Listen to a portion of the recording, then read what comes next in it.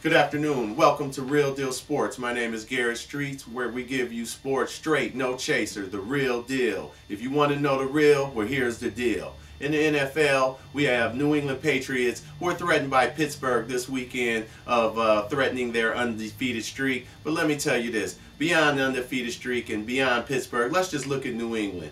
Number one, Bill Belichick. One of the best coaches in the business, if not the best in the business. He plans games, he runs schemes offensively, defensively. Their special teams are pros. Another thing, now they got Tom Brady, the best quarterback in the league by far, in my opinion. The guy does nothing but win. He makes all the plays. He knows where everybody is on the field, and he can tell you where to go if you don't know.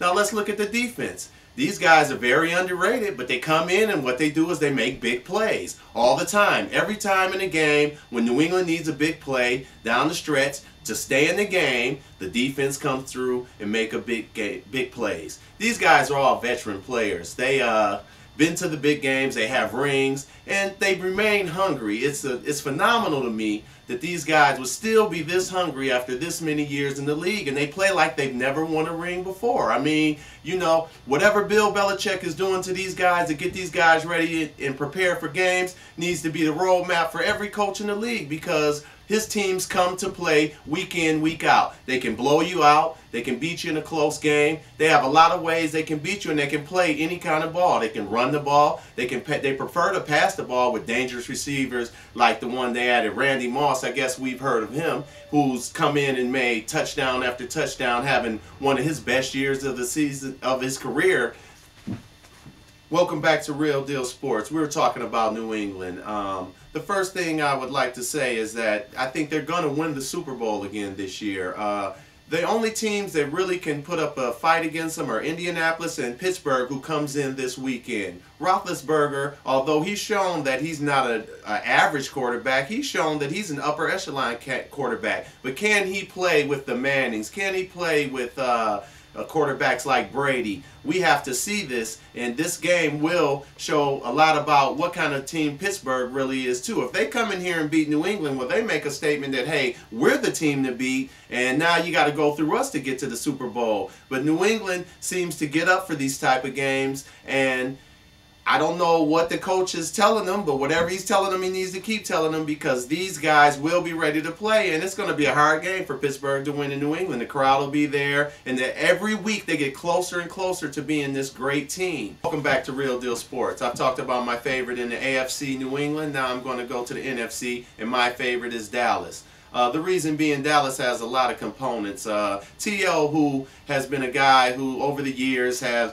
made the scenes about his off-the-court antics, but this year you've seen a different T.O. You've seen a guy who comes into the games, runs his plays. Even when the ball's not coming to him, he's blocking, he's making plays. And Dallas lost to the best team in the league, New England, to me. And they have a few things to work out defensively with one of the hardest hitting guys in the league, Roy Williams, being benched on certain plays because he's being burnt in coverage. Now the guy can hit, but he as a pro has expressed that whatever the team needs for him to win the game, he's willing to do. And that's what true teamwork in football is all about. That's the real deal. Also, Dallas must play Detroit this week, who is on a skid, a 4-game skid, where they were 6-2 in the first 8 games. Now they're a 500 ball club looking to hold on to some kind of playoff hopes. With Dallas coming in, still needing the game, because although they beat Green Bay by 10, was it really a convincing win?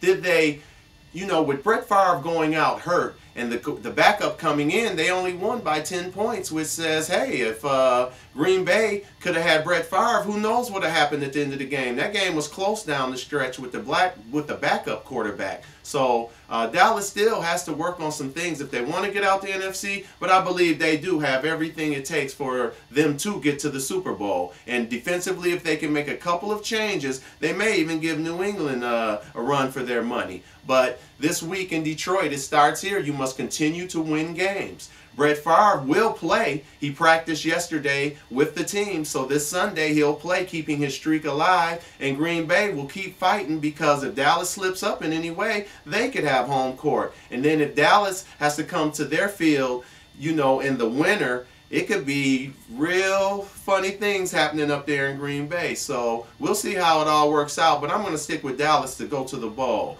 And other sad news, Sean Taylor, we all know, passed this last week, and all 4 defendants have been detained without bail. The youngest defendant, Eric Ramirez, who's thought to be the trigger man, Ramirez has not admitted any wrongdoing in the incident.